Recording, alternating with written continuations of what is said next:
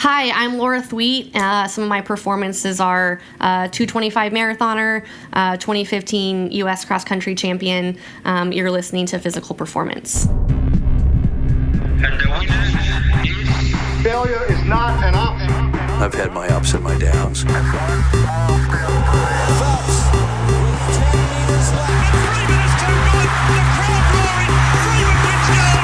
I think it's an absolutely breakthrough experience. Welcome to the Physical Performance Show, the show designed to inspire the pursuit of your physical best performance. I'm your host, Brad Beer. Listen in as we delve into how the world's top physical performers achieve their success, as well as the highs, the lows, and the journey of getting there. Let's get ready, set, let's go.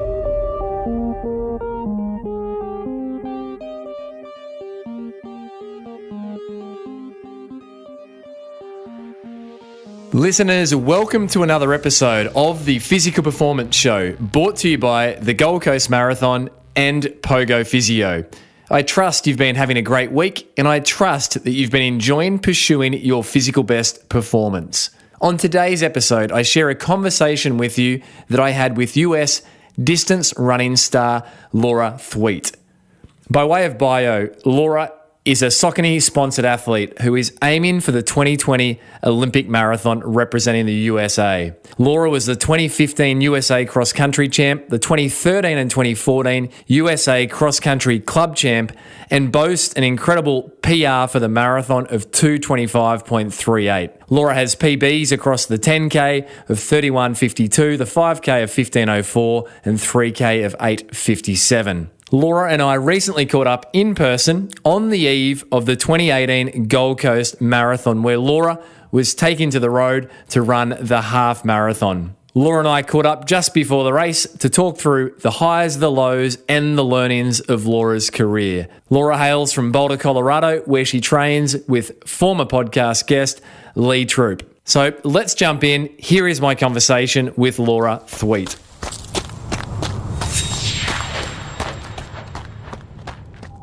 So this is a real treat. Laura Thweate, your first time in Australia, after many years, I believe, of pleasantly harassing your coach, Lee Troop, to bring you down under. Yes. Here you are. We are on location in person here at the Star Hotel on the beautiful Gold Coast. Welcome to Australia. Yeah, thank you. It's been a long time coming, so to finally be here is pretty surreal still, and I'm really excited.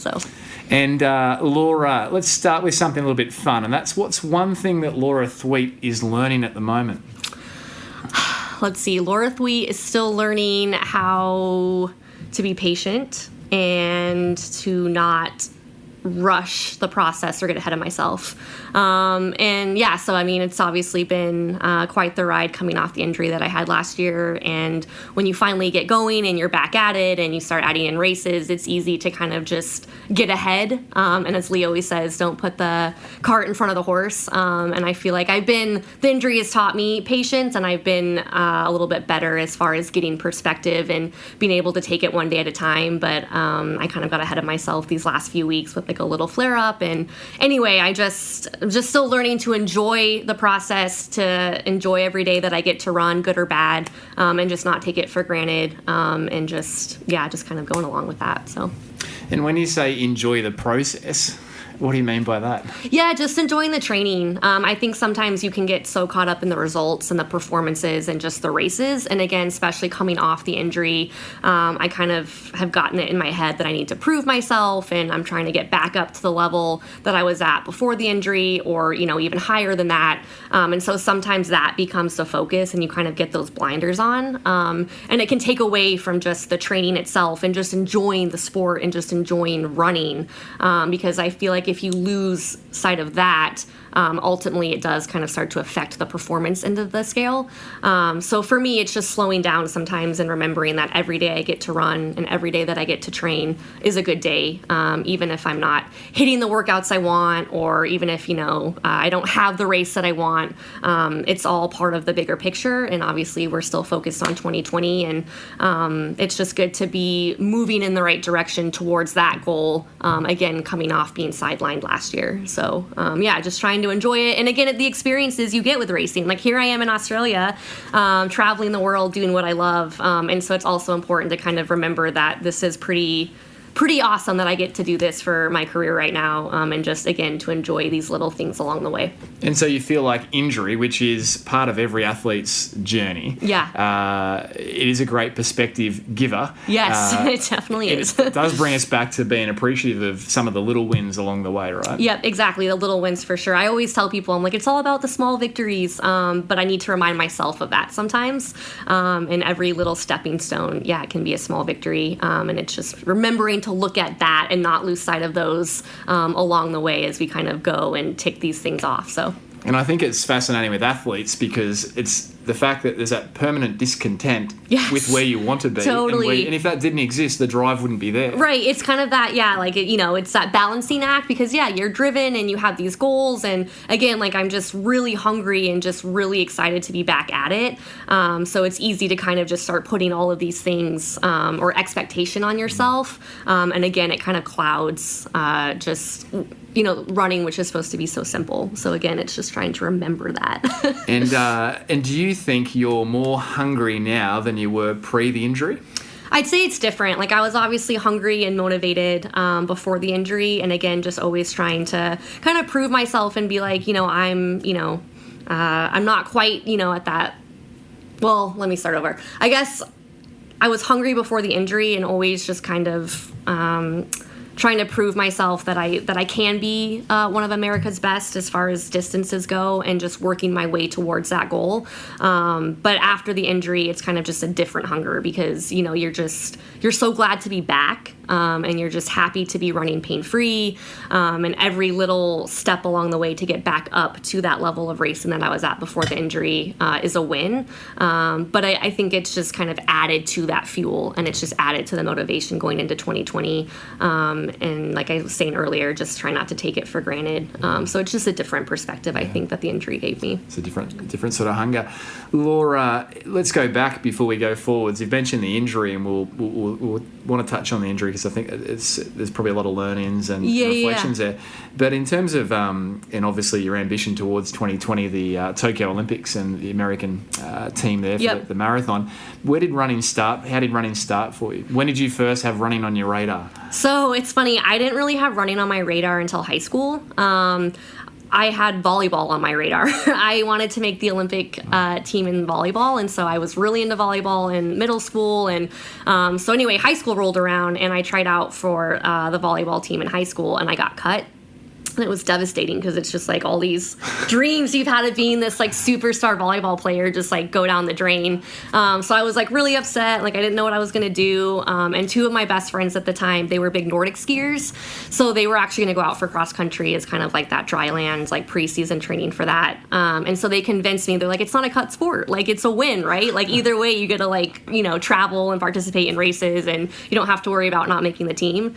So they kind of sold me on that. So cross country is really where I got my start, and that's where I fell in love with it. And so I think that's why to this day cross country is still something that I love to do, and it'll always have a special place in my heart because that's where I fell in love with running, and that's where I really kind of just by accident almost realized that I had this talent for it, and that I could do all of these great things with it. Whereas before, I was always kind of athletic growing up, and I loved playing all these different sports, but you're not really great at any of them. And so you're just kind of falling along and trying to find your way. And I finally found it in running, in cross country. And I just love the simplicity of it and the team aspect. And it's just you against the clock and you against your competitors. And it was just so different from the sports I had been playing. That's kind of where it all began. Very pure. You mentioned there, Laura, that by accident you discovered you had a talent. Yeah.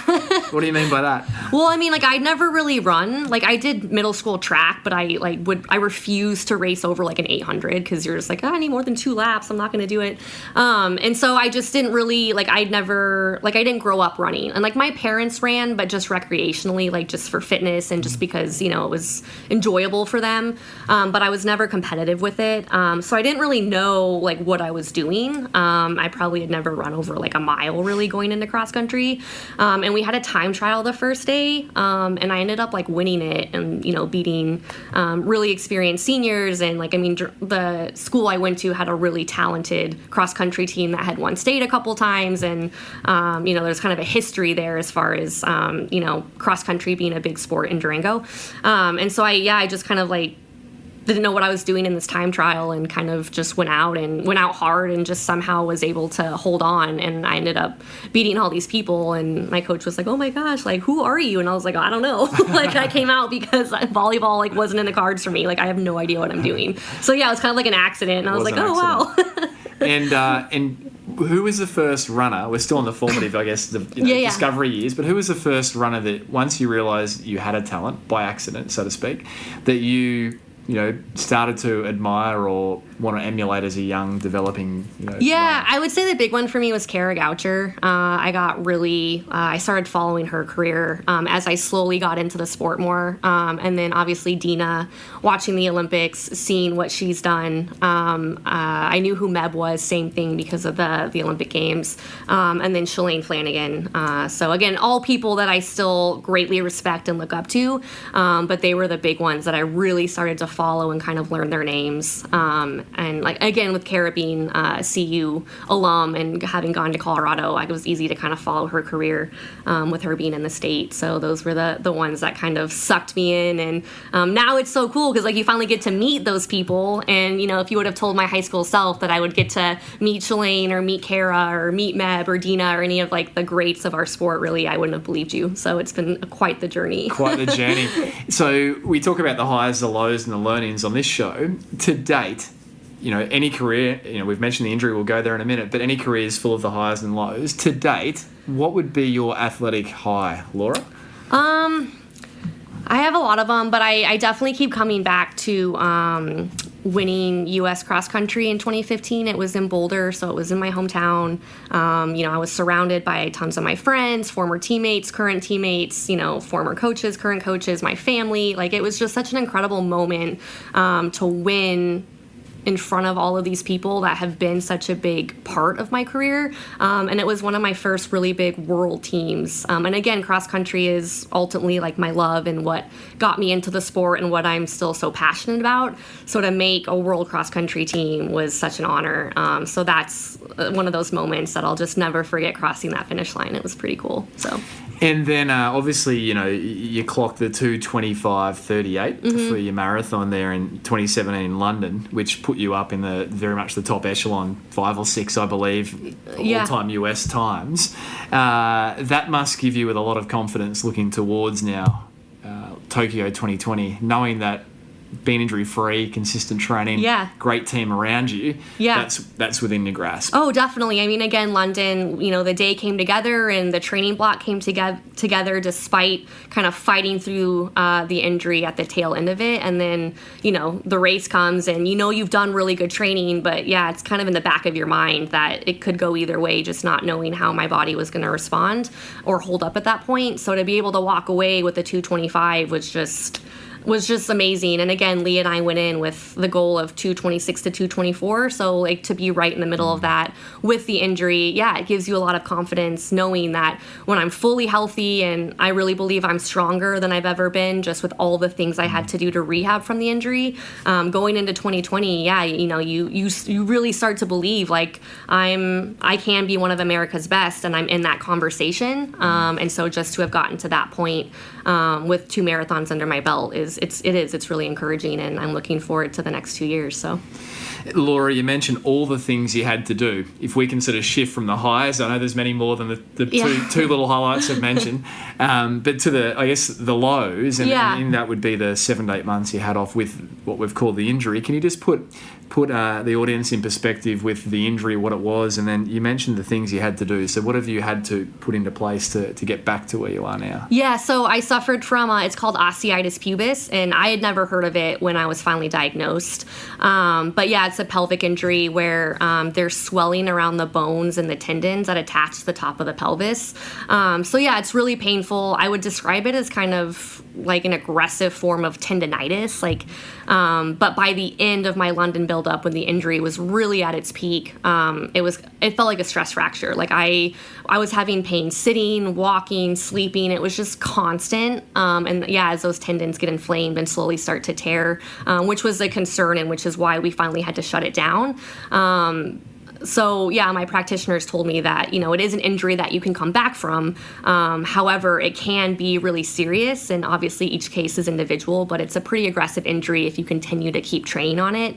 And it has ended athletic careers. And so it was scary. Like, it was definitely the most serious injury that I've ever been diagnosed with.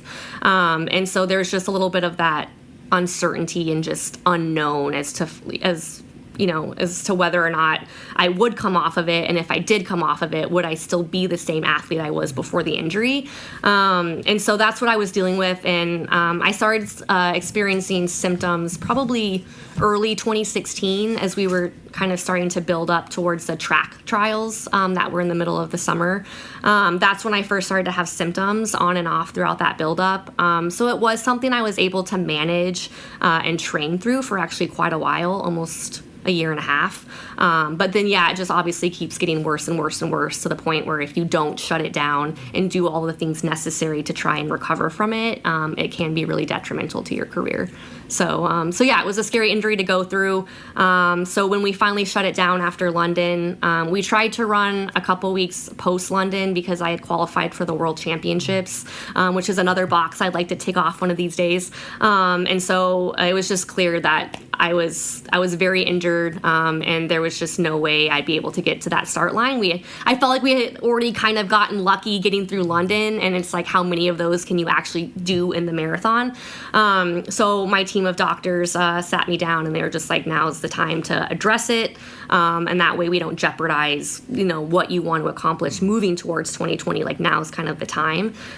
So yeah, I basically took almost 6 months off completely. I didn't do any running. I took a month off with nothing, and then I did 5 months of really aggressive strength work, because that's a lot of where the injury came from. And then also I have a leg length discrepancy, which can also kind of alter just the structure of the body and put more stress in certain areas. So that's why the strength component is so important. So I worked with a strength coach named Kevin Purvis, who I still work with and who still works with our training group. He's fantastic. So really just specific exercises to target not only the injured area, but all the muscle groups around that. And then I was getting body work from Marcus Hilly, who's a fantastic kind of PT body therapist in Boulder. And those two really helped kind of just get me back on track. And then I was just cross-training my butt off. I was in the pool every day, did a little bit of biking when I didn't have pain with that, but mostly pool running for 5 months. So again, that's where the hunger comes from, right? Because I hate the water and I'm not a swimmer. So it was just a grind every single day. So again, which is why when I am running, good or bad, you got to think of those times and be like, all right, like, at least I'm not in the pool. And Laura, the psychology of injury, I mean, my work as a professional is a physiotherapist, and so I always say that it's not the pain of the injury. Like, the pain, athletes are tough. They can push through pain. It's the frustration of being sidelined, the fear of will I ever be able to get back, and the anxiety of, like, is this going to move forwards? Yep. And so how did you manage from going from a 2:25 marathon, looking at, missing the World Athletics champs, going from that to all of a sudden for 1 month, maybe the first time for a long time you'd had that time off complete running? How were you psychologically dealing with it? I mean, probably not great in the early stages. I was really, really devastated that I couldn't participate in the World Championships.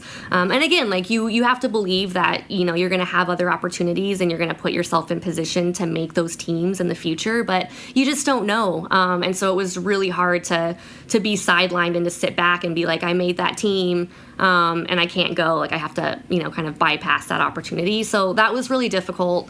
And yeah, I mean, I said it before, it's really hard to be sidelined, and you nailed it. I mean, the psychological component that comes with being injured, I think, is the greatest challenge that you have to overcome. Healing your body, is relatively easy, relatively speaking. It's the mind you have to convince and kind of keep yourself dialed in and keep yourself looking at the bigger picture and keep that positive perspective.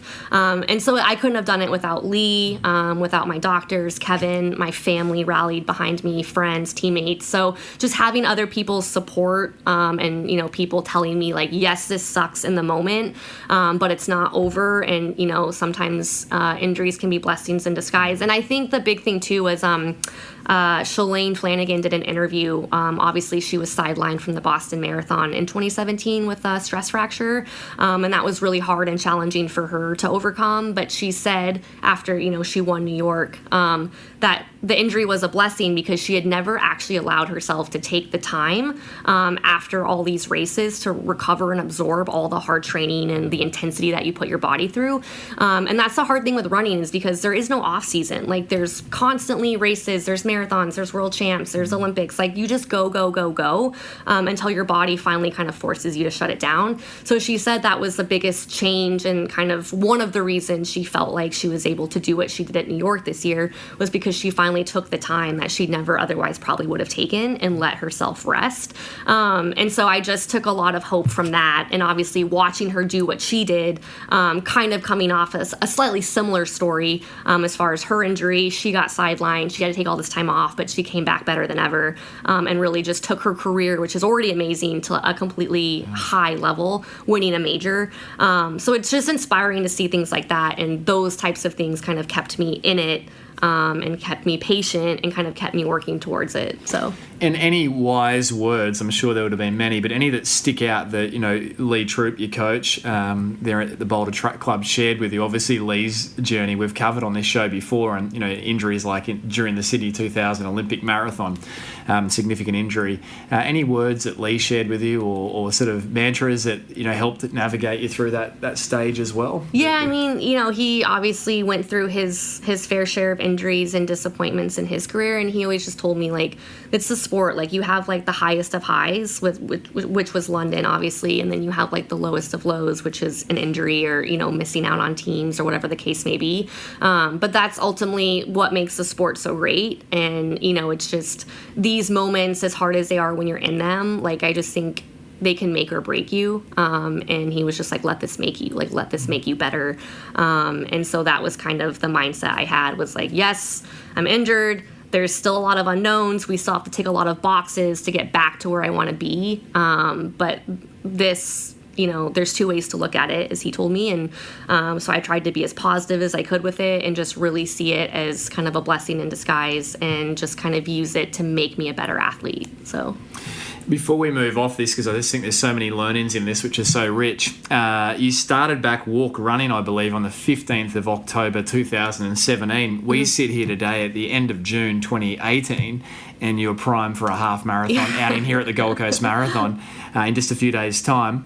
What was your onboarding like back to running after so many months off that impact loading? What was that like? Yeah, I mean, it was awesome. You're kind of like a horse chomping at a bit at that point, because I wanted to obviously just jump right back into running, and you can't do that. You have to obviously have all these transitional kind of phases, and Lee had, I think, about 4 different phases that we had to kind of go through to like take off. And the first one was walk jogging, and getting all the way progressively back up to where I could do a 10-minute, run, and then like a 20-minute run, and then just slowly adding in the minutes and building all the way back up to, 50, 60-minute runs, no pain, everything's still checking out. And then the next phase was putting workouts on top of some of the running that we were doing, and slowly start to build that base. And then the third phase was obviously doing my first race, which was the Shamrock Shuffle in Chicago back in March, and just returning to the racing scene and kind of putting yourself mentally and physically back into that intensity level. And then the last phase was just keeping the racing consistent while we were still adding all the way back up to 100% as far as training goes, which we ticked off with the Ottawa 10K that I did like 5 or 6 weeks ago. That was kind of like the pinnacle of that last phase. We're back training 100%, we're back racing 100%, and that's kind of when we're, that would bring us to the Gold Coast. And this was really going to be my first race back that I, kind of had as like my goal race, and I knew I was 100%. 100% and just ready to kick off the second half of the year. And so that first session back, what was your run walk? Can you remember? Yeah, so the first session I did was, it was on what we call Kit Field, and it's an 800 meter or so AstroTurf field in Boulder. And I got to do 1 minute of running followed by 9 minutes of walking 3 times. And that was the first one back. And I can tell you those 3 minutes of running were so exciting. And Lee came out and he did them with me. And we were just like, we're doing it. Like, this marks day one of the comeback. So. You're listening to Laura Thweate, US distance running star, sharing around the highs, the lows, and the learnings of her career to date. Support for today's show comes from the Gold Coast Marathon. Just like the Physical Performance Show, the Gold Coast Marathon encourages runners of all ages and abilities to push their boundaries and strive to complete a personal challenge. Scene of Laura's coach Lee Troop's famous 2006 Australian Marathon Championship winning run, the Gold Coast Marathon is held annually on the first weekend in July, and it's a must-do event for any budding athlete, weekend warrior, or family looking for a challenge to complete together. Run for the good times at the Gold Coast Marathon. Visit goldcoastmarathon.com.au. Support for today's show also comes from Pogo Physio. We exist to help you get back to your physical best following injury. We want everyone who walks through the doors to cross their physio finish line. That's where we high-five you and tell you that you finished rehabilitation and celebrate with you that you are back to your physical best. In addition to traditional session-to-session appointments, we offer some industry-first models of care, all designed to help you save money and recover faster. These include our very popular monthly wellness boosters, which include physiotherapy, remedial massage, clinical Pilates, and use of state-of-the-art equipment such as the Ultra-G anti-gravity treadmill, all from a low, health fund rebatable $195 per month. To find out more about Pogo Physio's unique services and how we can help you get back to your physical best, jump over to pogophysio.com.au. For now, let's jump back with Laura Thweate. So Laura, going from 1 minute of running every 10 minutes with a 9-minute walk recovery to being sitting here primed and ready to go for a full assault on a half marathon, what does because I think this is really hopefully inspiring and encouraging to people listening in thinking, wow, okay, this can be done. What's your current training look like? Yeah, so a typical week that we're trying to get back up to, I usually do 2 runs on Monday, so it's just easy, like a 50 or 60 minute run followed by a 35-minute run in the afternoon. Tuesdays are always session days, so we do like fartleks or tempos. I have recently been getting back onto the track, which was another kind of test as far as coming off the injury, starting to get some of that speed work back. So some type of workout, the Mana Fartlek, throw that one in there. D quarters, there you go, dropping all my Australian Have you met workouts. Deacon Monas yet? I haven't met them yet, but I'm looking forward to, because I've heard so much about them, obviously, and they're legends here, and they obviously made such an impact on Lee's career, and people he greatly respects and looks up to. So I'm excited to meet them, and that will give the workouts a whole new meaning, I think. But that's Tuesday, and then I'll do a 35-minute run in the afternoon. Wednesday is always a medium long run, so I got up to 80 minutes. That's what I've been doing regularly up until the half.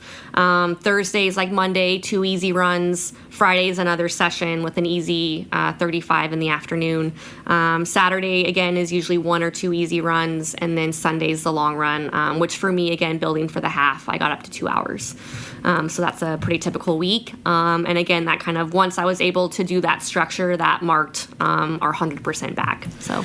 And Laura, you mentioned, strength training. What does your non-running related stuff look like through your week? Yeah, so we meet twice a week with our strength coach, who I mentioned, his name's Kevin, at our local gym, Rally Sport. So we meet twice a week there for an hour, and it's just a bunch of different kind of light plyometric stuff, a lot of like body weight, like push-ups, pull-ups, squatting, just all that kind of stuff that's really important for distance running. So we do that twice a week on Wednesdays and Saturdays, and then I have a mobility routine that Kevin's given me, with addition to some of the stuff my PT's given me, that I do daily. Like, I can't, it's funny, I feel old now, I can't just go out the door and run like I used to. I can't just get up have a quick cup of coffee and go run. I have to do like a 20-minute mobility routine now just to get everything activated and warmed up, and just to, again, make sure that I don't go down that injury route, especially with my pelvis again. So I do that daily, and then I also do after the run, I do a similar mobility routine and stretching just to kind of make sure everything's loose and recovering. So that's kind of what my strength stuff looks like outside of the running. And the pre-training 20 minutes, what's in that? What are some of the things? Yeah, in so that? I do just a lot of, I do like an activated stretching routine with a rope. So like hamstrings, adductors, hips, just trying to target those areas that, again, kind of were cause of the injury just because they weren't doing what they were supposed to and they weren't activating. So I do a stretching routine, and then I do just some very light kind of squatting, and then I do a lot of just glute and hip activation, so like hip bridges. I do like planking, I just do like 30 seconds, like forward plank, and then 30 on each side. Again, just to activate those areas all around the pelvic floor to get them warmed up and ready to go. So that's kind of what it looks like. And then I do the same thing after, just to kind of, again, put everything through the motions, because, the tendency is you go do a big run, then you come home and sit on the couch and everything just tightens and stiffens. And again, that's what I used to do. So I'm trying to be more on top of those little things. And Lee always tells me, he's like, it's all about the 1%ers that essentially can kind of make you the athlete you want to be. It's not just the running, which was kind of my mindset pre-injury. So those aggregation of marginal gains, the small things that are easy not to do, but when they're done, they make a big difference. Totally. Right? And again, I had to learn that the hard way. So now that I've learned it, I'm all over those things. And I don't think that makes you unique. I think every athlete has to learn them, don't they? Yes. And Laura, just so I'm clear, and so there's formal resistance work done there with Kevin as well. Yep. And I feel like I have been inside the Rally Sports Centre or the Rally Gym, because it's a big one. I think there is that much talent that trains in that gym. It's insane. And a lot of the athletes I follow on Instagram, and I think even maybe some of the trainers. I was going to say Emma Coburn and Aisha, their group works there, and then obviously you have the top tier triathletes that are there. Erin Carson, who runs the gym, is obviously, she does a great job, and she helps our group out, and it makes all the difference. And to have a place like Rally that we can do all of this stuff in, that is really important to what we do, is huge. But yeah, it's pretty cool. You just walk in, you're like, oh hey, there's like Tim Don, hey Emma, like you just see all these like huge names, and you're like, oh, this is so cool. Like we're all in here training together and doing what we need to do. So it's pretty fun. Such a fascinating eco little world. I believe Boulder. We recently had Cam Dye on and Siri Lindley in the past, and so it's a real melting pot of talent. It is. To keep that little building. Laura, before we throw into a performance round, a fun question: where do your sporting genes come from? Mum or dad? You mentioned they're both runners. I know. I should say both if they're listening. My parents always have been athletic. They are very active. So I grew up hiking, skiing. My dad's a big Nordic skier. So they've always kind of led that lifestyle. And so I've always, I think, just had those genes as far as like endurance goes. Hiking 14ers at a young age with my parents. And again, that was kind of the cool thing with running. When I did start to get into cross country and I would train over the summer, my dad would come out and help me do workouts, and he would run with me. And so it's just, again, it just makes it such a cool part of my life, because I was able to kind of, I think, connect with my parents on a whole different level, just with the running and being able to go out. We, like, all three of us would go out the door in the summer and like go do our runs, So I just think, again, growing up in an active household and having parents that like to get outdoors and do all these different types of sports just kind of helped with my endurance and helped kind of just get me into running. So, Laura, before the performance round, I must ask you, I don't want to assume it was around your injury, but what's the darkest day been in your athletic career? Yeah, definitely the injury last year was pretty dark. But I would have to say, going back to my collegiate career, I had an unbelievable experience at CU, the University of Colorado in Boulder. But I definitely never felt like I was able to maximize my full potential there. I had a great high school career, and I felt like I was coming out of high school pretty untapped still, but just really hungry and really ready for that Division I collegiate experience. And I left CU, and I never made All-American. I never qualified for the NCAAs in track. It wasn't like college was like a dark time. I'm kind of like opening up that question a little bit more. But I was injured quite a bit my first 2 years in college, and I think. And that was the first time I'd ever really been injured. I was never really injured in high school. And so I went through some dark times in college, just questioning myself and questioning my ability as a runner because I wasn't achieving these goals I had set for myself. And I was struggling through these injuries that I'd never had before, and just trying to, a lot of self-doubt kind of creeps in. And so I just think that was part of the reason I just never quite was able to do what I wanted to do in college. And that was kind of, I think that helped build the foundation for what I've done since. But I definitely had some dark days in college where, you just question your ability and question yourself. And you're just like, can I do this? Like, is this something that I'm made to do? And I think those are hard days when, like, those are the thoughts going around in your head.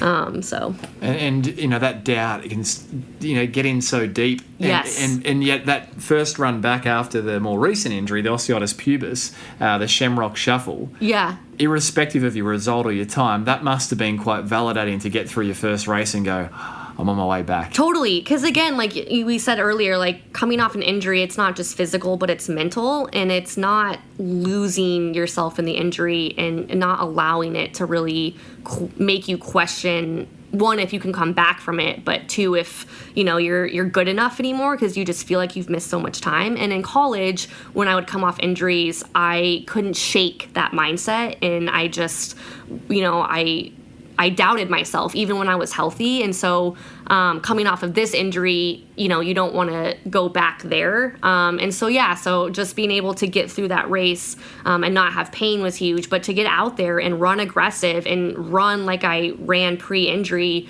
was just totally validating, and was just like, okay, like I still have that aggressive mindset. I'm still the same me that I was pre-injury. It hasn't changed me. And again, if anything, it's made me better because I just want it a little bit more, or just in a different sense than before. And so I was proud of myself for that because again, in college, I could just never quite come off the injuries mentally, where this time I did come off it mentally. And so far so good. I feel like I haven't missed a beat, so.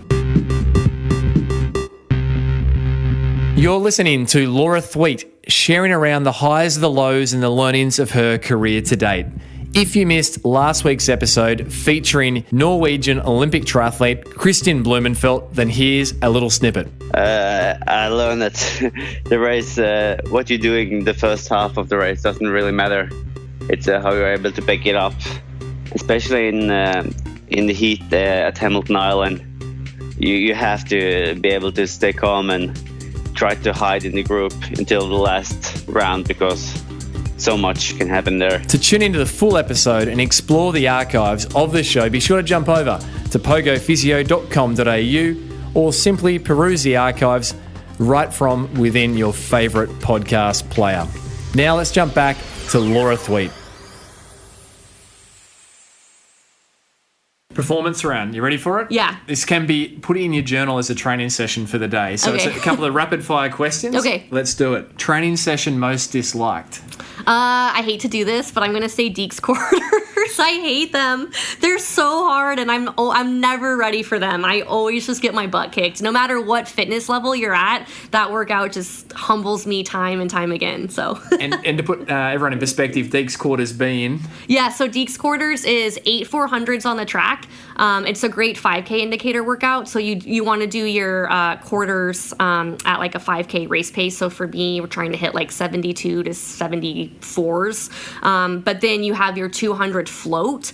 And a float is not necessarily a full recovery. You're still keeping a steady pace. So it's only a few seconds slower than what you're actually running your quarters at. So it's just really hard. Like you get through 3 quarters at your 5K pace and you're doing the floats like no problem. And then you hit number 4 and then you hit that float and then you come off that float for 5 and it's like there's no gear change and you're just like, oh my gosh. It's just like it's just trying to maintain those last 3 or 4 quarters with the floats in there. So it's a really challenging workout, and when you see it on paper, you're like, oh, it's 8 400s, like this is cake. And then the first time I did it, I think Lee pulled me at like 5 or 6 because I was just going backwards. And so ever since that day, my first time doing it, I have great respect for that workout. And like I said, it doesn't matter how fit you are, what stage of training you're in. Whenever you see that workout, you're like, oh my god, like no. And so you can give the feedback to Dika very soon I will. here in Australia. Training session most loved. I'd have to go with the Flagstaff Mountain. It's a 4-mile hill climb that we have in Boulder, and it's just this kind of windy paved road that starts at what we call Chautauqua Park, which is a really popular hiking area. And so you start there, and then it's just 4 miles straight up all the way to this amphitheater that opens up and looks over like all of Boulder. So it's a really tough workout, but I love it because it's just a grind. Like, you're not even really going off of splits obviously or time. You're just trying to, it just gives you that feel for like mid-race, especially in the marathon when you're tired. The miles kind of are getting harder and harder, but you just have to keep that pace and keep that grind. And it's just really good mentally because, again, like, you're just kind of, you know, you're hurting half a mile in, and then it's just being able to continually like stay in it and keep pushing yourself just like in a race. But I love that workout, and it's always a good one to kind of throw in the middle of training just to kind of make sure that everything's calibrated. Favorite pre-race meal? So night before, I always do just pasta and marinara sauce, just very basic. And then the day of, I do a bagel and peanut butter and a banana. Oh, and the night before, I always eat peanut M&Ms. Always have to have them.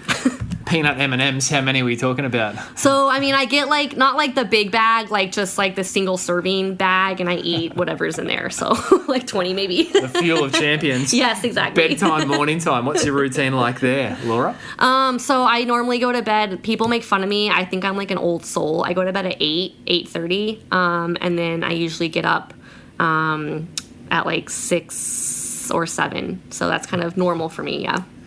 That's very good for Yeah. many things. Yeah, for right? many things. Who's the athlete that Laura Thweate most admires and why? Oh God, I have so many. Oh geez. Well, I'm gonna go with Molly Huddle. One, because Saucony teammates, you know, run your world.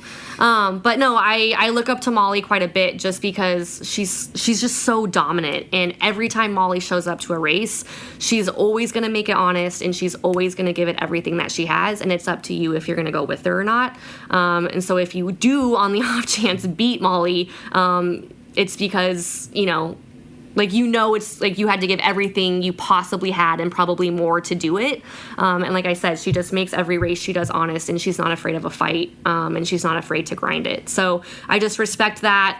She's obviously, you know, one of the most dominant American athletes we've had in a long time as far as what she's done on the track, on the road. So yeah, I look up to her quite a bit, and I always love the chance when I get to race her. So Toughest competitor you've ever raced? Who's that and why? Oh man, toughest competitor. I feel like there's like so many, and I like can't think of anyone. Oh man, I'm like totally drawing a blank on everyone that I race, which is terrible. I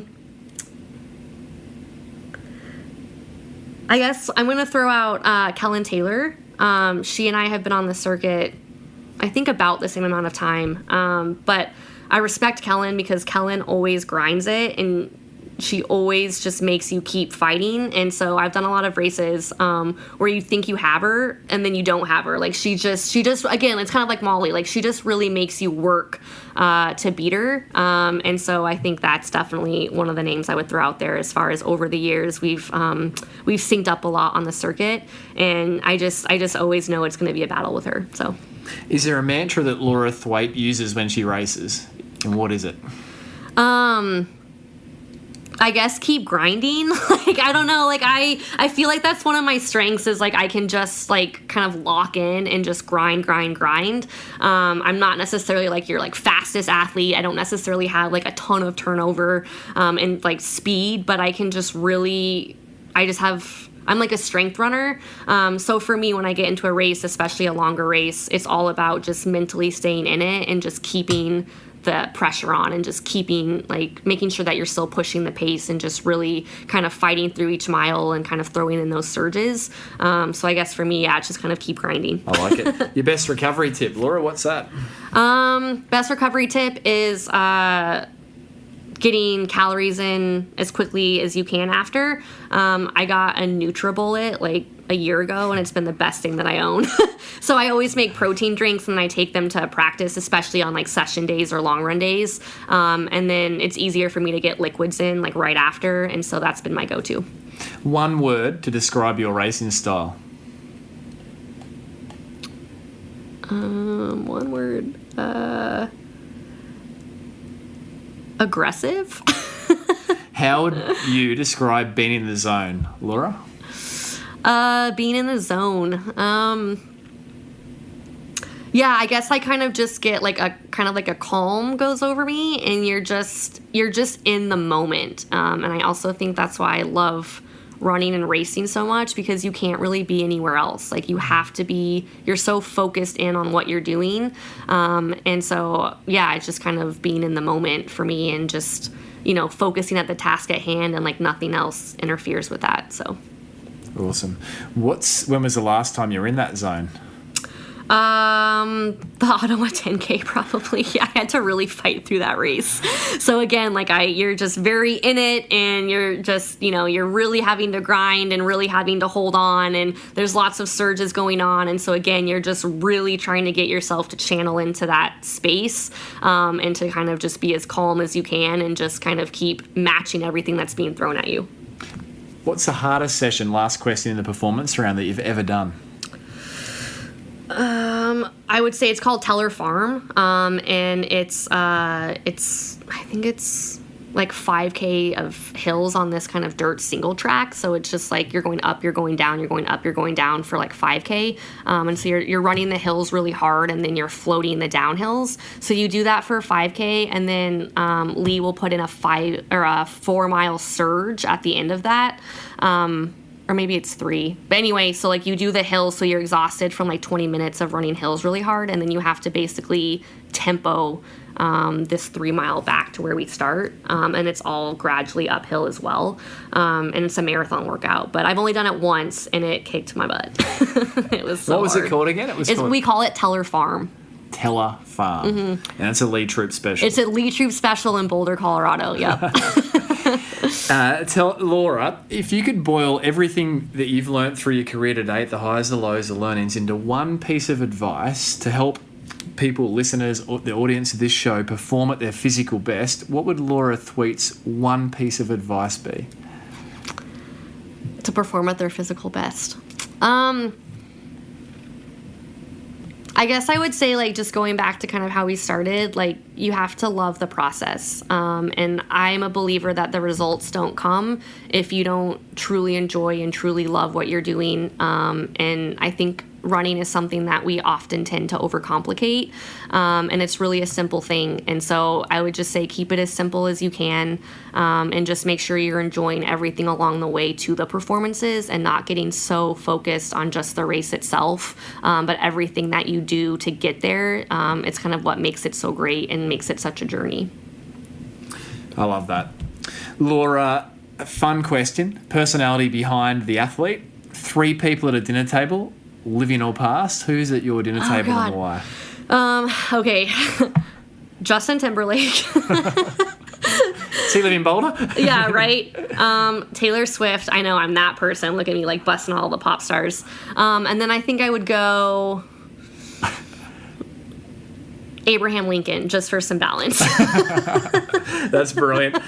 Laura, every guest of the Physical Performance Show gets to issue listeners with a physical challenge for the week. So it can be extremely difficult, it can be very easy, it can be entry level, or in between. What's Laura Thweate's physical challenge to listeners going to be for the week?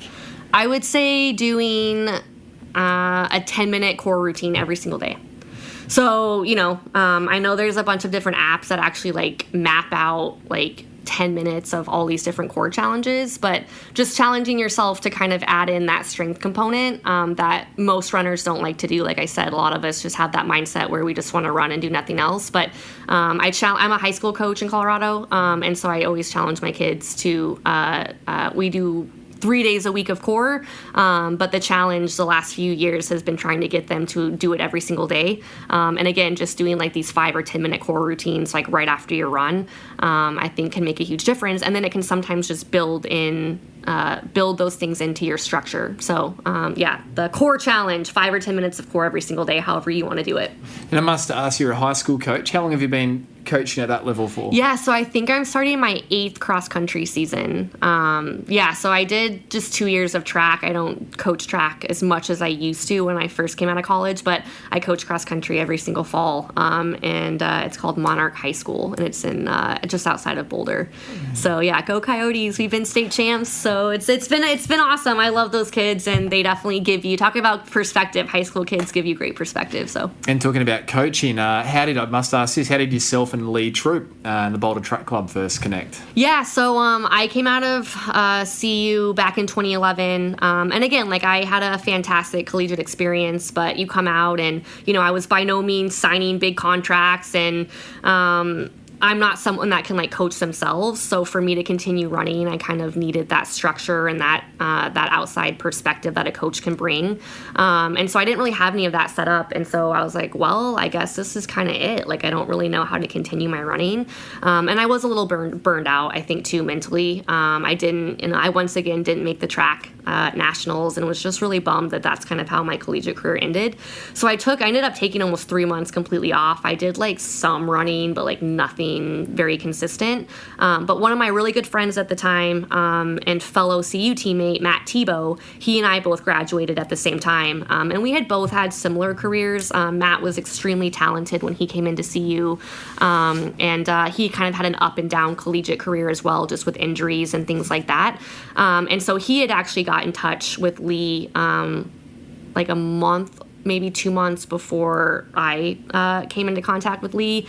And so he kept telling me over the summer, like, listen, like, I know your collegiate career didn't really go or end the way you wanted it to. And I think you have a lot of potential left as far as seeing what you're capable of. It would be a shame not to do that. You kind of are in between things right now with like trying to figure out grad school and just like what the next phase is life and career wise. He's like, why not give running just one more shot? If it might be, you might get what you want out of it with just like a change or like a little bit of a different fit. So he was telling me that he had just joined Lee Troop, who at the time was just beginning to form what is now the Boulder Track Club. So after Matt kind of prodded me for about a month or so to just sit down and talk with Lee, I finally did. And obviously the rest is history. We had one coffee together, and I had told Lee kind of my background at CU and like what I did in high school and how I wasn't sure what I wanted out of running. And at one point, yes, I had wanted to make the Olympics and I had all these really big aspirations, but now I just wasn't sure if that was even realistic. And so he kind of just told me, he's like, well, how about we just get you to love running again? Like, why don't we just focus on some smaller races and just kind of get you back into some training and just get you to really enjoy what you once really, really loved to do. And then we can kind of just build it from there. And so, yeah, I loved what he had to say. I just felt like he was different enough from what I had in college, but also had some similarities. And his training was kind of similar to some of the stuff that we had done at CU that I had really liked. So I was like, all right, you know what? Like, why not? Like, again, like I'm kind of in this in-between phase anyway. I think I would regret not giving it one more chance. And, he could very well be the guy to help me really do what I at one point thought I was capable of doing. So that was August of 2011. So we're coming up on 7 years now. And Lee's one of the greatest things to ever happen to my running career. And just in general, like we formed a great friendship, and he's just been a huge part of my life since I met him. And I'm just so grateful that I had that cup of coffee with him. And I'm so grateful to Matt Tebow who suggested it. I don't think I would have sought it out on my own. So did you know of Lee's running accomplishments? I didn't. I didn't. I met with him, and then I think I went home and Googled him, and I was like, oh my God.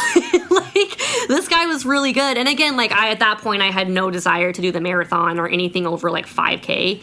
But I was like, he's been there. Like he's been at that level, and he was at that level for quite a while. Like he had like a 20-year athletic career.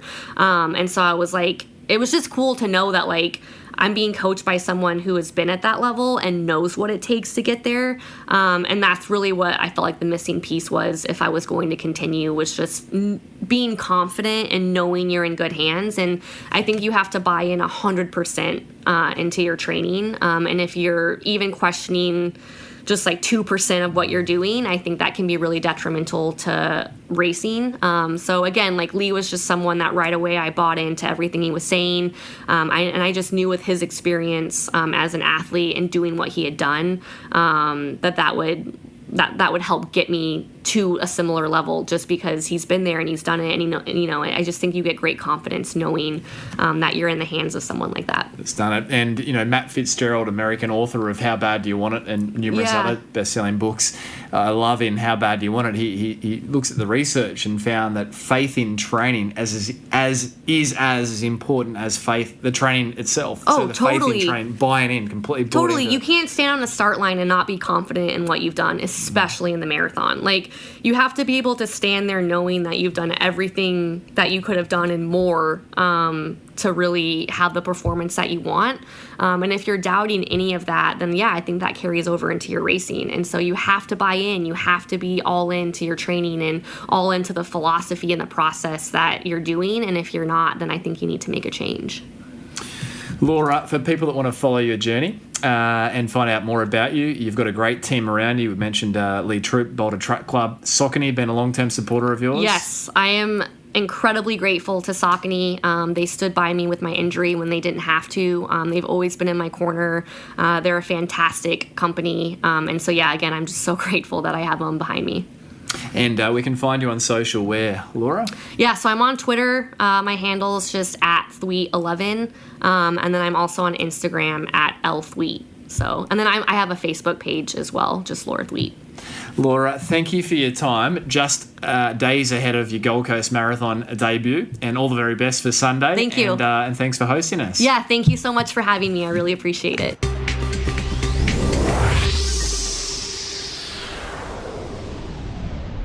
So, there you have it. Another episode of the Physical Performance Show.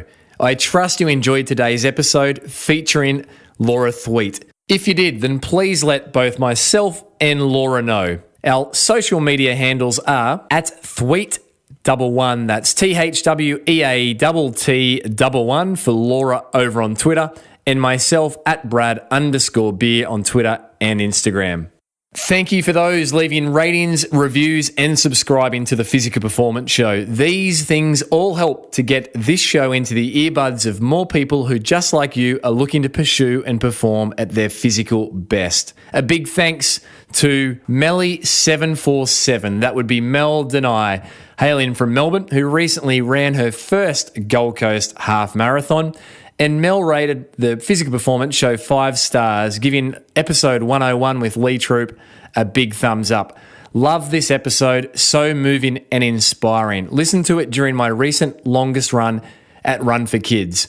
As I struggled to cross the Balti Bridge with strong dusty winds, I couldn't help thinking it was nothing compared to what Lee went through, losing one of his runners and friends. Such courage to record the podcast ahead of attending John's memorial. Running builds such strong, supportive communities. # John Gray runs. And that really is quite symbolic. I read through these reviews one by one each week. And for that to happen to fall on this episode, whereby Lee Troop is, as you now know, the coach of Laura Thweate, is quite symbolic. If you missed Lee's episode, it was quite touching. Lots of great feedback, including Mel's comments there about Lee's episode. It was episode 101, so be sure to jump back and have a listen to Lee's sharings of his highs, lows, and learnings from what was an incredible Australian distance running career, which has still been written as a coach. big thank you to the team who make this podcast possible. Susan Wilkin, all things administration, Matthew Olding, all things graphic design, and of course Daryl Misson, our incredible audio engineer. Another big thank you to today's sponsor, the Gold Coast Marathon, for making this show possible. Podcasts are free to download, however, they are not free to produce. Don't forget to keep your podsies coming. Take a screenshot of the episode that you are enjoying. Tag myself in at Brad_Beer and the new handle for the Physical Performance Show at the Physical Performance Show, and let us know which episode you've been enjoying and what you've been out and about enjoying, and you can win a signed copy of my Amazon running and jogging bestseller, You Can Run Pain-Free, the revised and expanded edition. Speaking of You Can Run Pain-Free, if you would like to get your hands on the revised edition, it's recently been released in the paperback version on Australian shores only, soon to be international. Then jump over to pogophysio.com.au. There you can enter the promo code RUNPAINFREE25, all one word, lowercase, and you'll be able to receive 25% off the retail price of $29.95. All right, coming up in next week's episode of the Physical Performance Show, we stop over in a coach's corner. It's been a little while since I brought to you a conversation I've had with one of the world's leading coaches. And next week will not disappoint. I'm bringing you a conversation that I had with Dick Telford. Dick Telford is an Australian sporting icon. Dick himself was the first physiologist at the Australian Institute of Sport, who incidentally gave a young Robert D. Costella his first job.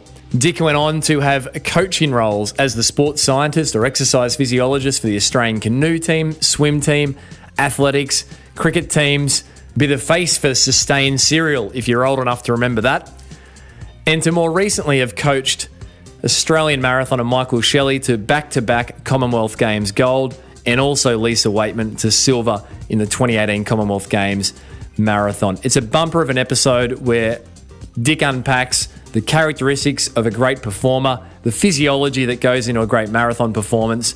So many practical tips. You're not going to want to miss episode 119, Dick Telford, coming up next week. Until then, keep pursuing your physical best performance. I'm Brad Beer, and this has been the Physical Performance Show.